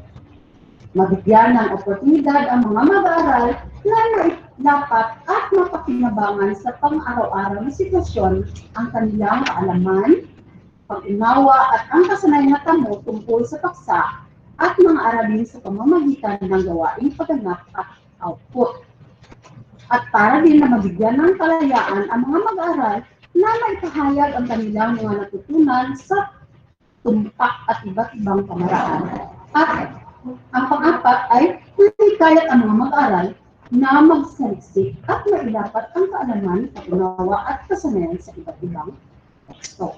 Yun ang dahilan kung bakit kailangan may performance task ang mga bata. Okay. Pakita ko sa inyo ang gawa ng Ma'am Gayoso na halimbawa, isang halimbawa ng performance task sa grade 6. Performance task number 1. So, unang quarter.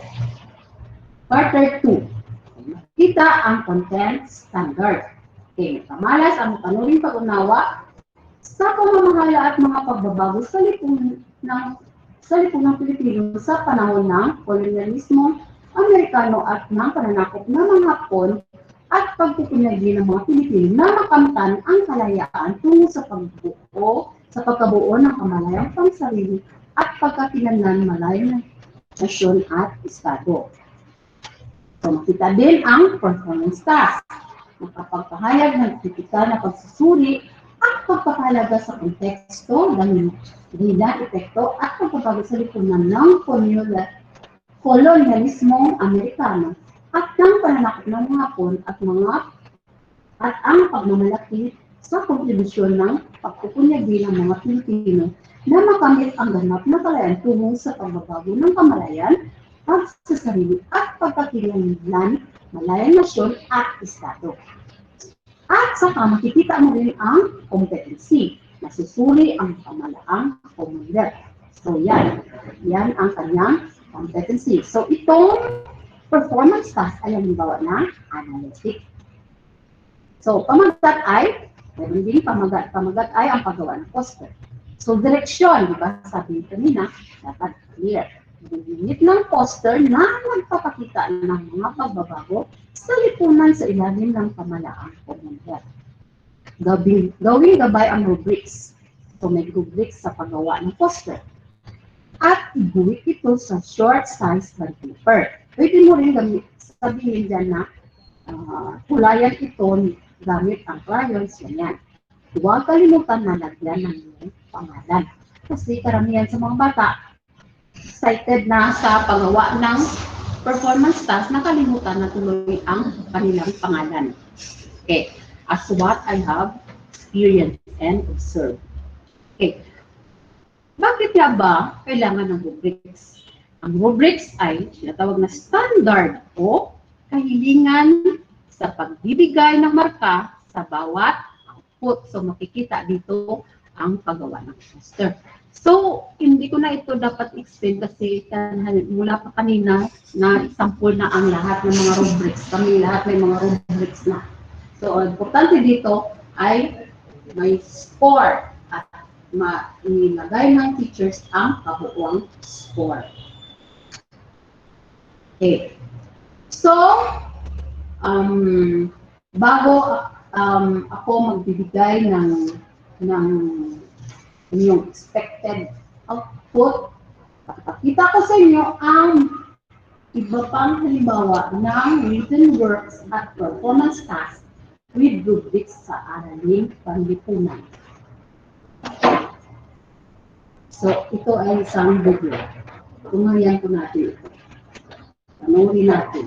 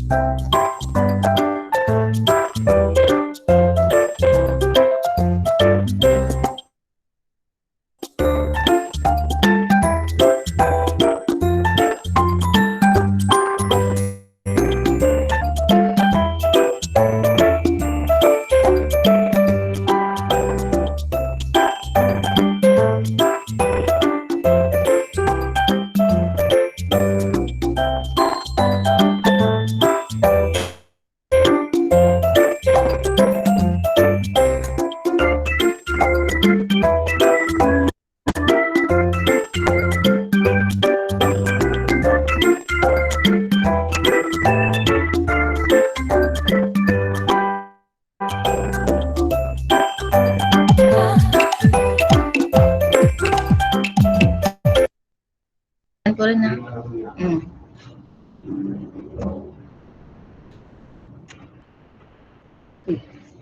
So, gagawa tayo ng output. So, bago tayo maggawa ng output, tandaan natin na, so ulitin ko, yung sa written work, sa grades 1 to 3, dapat 20 items lang. Tapos sa grades 4 to 6, 25 items. So, suggested topic, pwede kang gumawa ng essay or journal, news writing, reaction or reflection paper, poster making, okay. At sa mga grades 1 to 10, pwedeng guhit kung ano ang gusto mo. So yan ang output sa performance task para sa aralin panlipunan. So, para sa ating groupings, sa Unit 1, test dapat quarter 3 tayo, di ba? So, unit 1, test number 1, task number 1. So, unit 1. Isa-isahin ko. Grades 1, sa grade 1, sa quarter 3 ng week 1 at 2. Sa grade 2, quarter 3, week 1. Sa grade 3, quarter 3, week 1 to 2. Sa grade 4, quarter 3, week 1. Sa grade 5, quarter 3, week 1 to 2. At sa grade 6, quarter 3, week 1 to 3. So yan, no? Test number 1, task number 1. Unit 2. Test number 2 and task number 2. Sa grade 1 ng unit 2, week 3. Sa grade 2, week 2 and 3. Sa grade 3 ng unit 2, week 3 to 4. Sa grade 4, week 2 to 3. Sa grade 5, week 3 to 4. At sa grade 6, week 4 to 5. Unit 3, task number 3 and task number 3. Sa grade 1, week 4 to 5. Sa grade 2, week 4 to 5. Sa grade 3, week 5 to 6. Sa grade 4, week 4. Sa grade 5, week 5 to 6. Sa grade 6, week 6 to 7. Unit 4, test number 4 and task number 4. Sa grade 1, week 6. Sa grade 2, week 6 to 7. Sa grade 3, week 7 to 8. Sa grade 4, week 5 to 8. Sa grade 5, week 7 to 8. At saka sa grade 6, week 8. So yan, kaintindihan na tayo.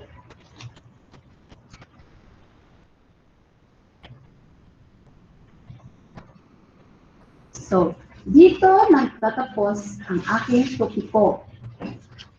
Ito po, sige ng Perla G. Gayanilo, ang iyong lingkod. Maraming salamat.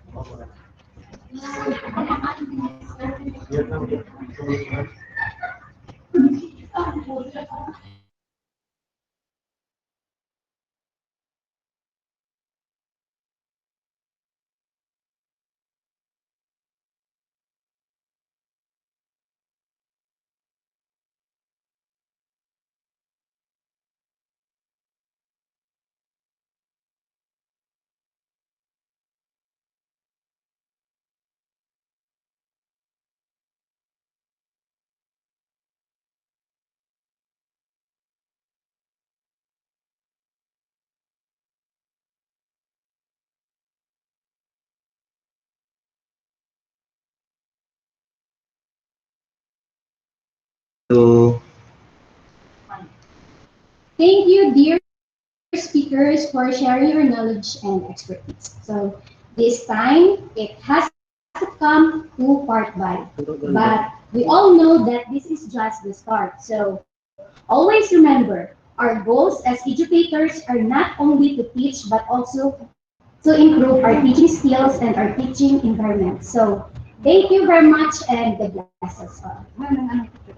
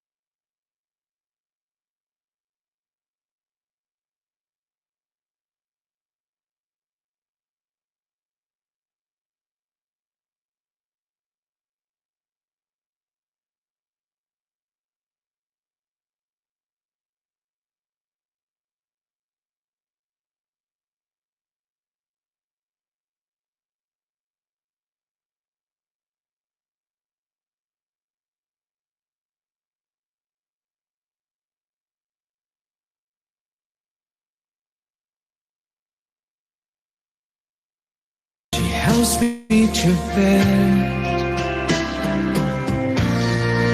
And then I tell her,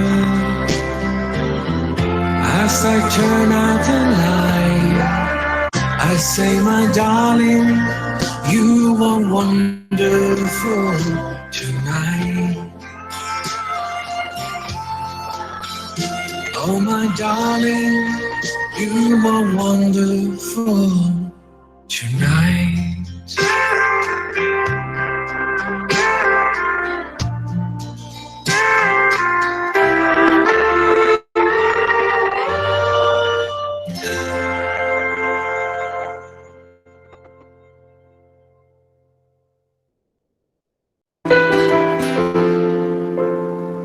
It's a human sign when things go wrong.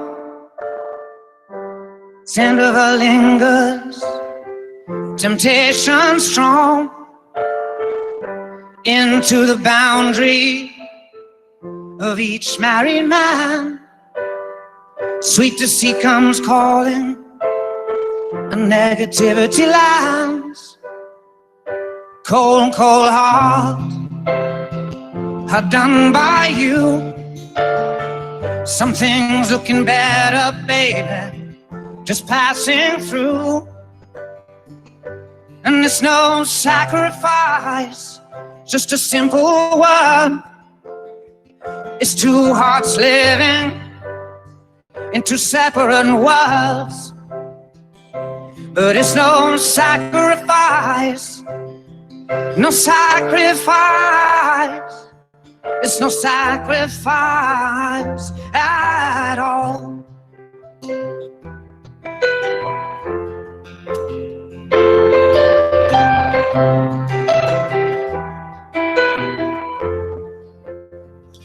Mutual misunderstanding after the fight.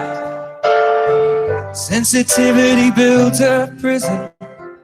In the final act, we lose direction. No stone unturned, no tear.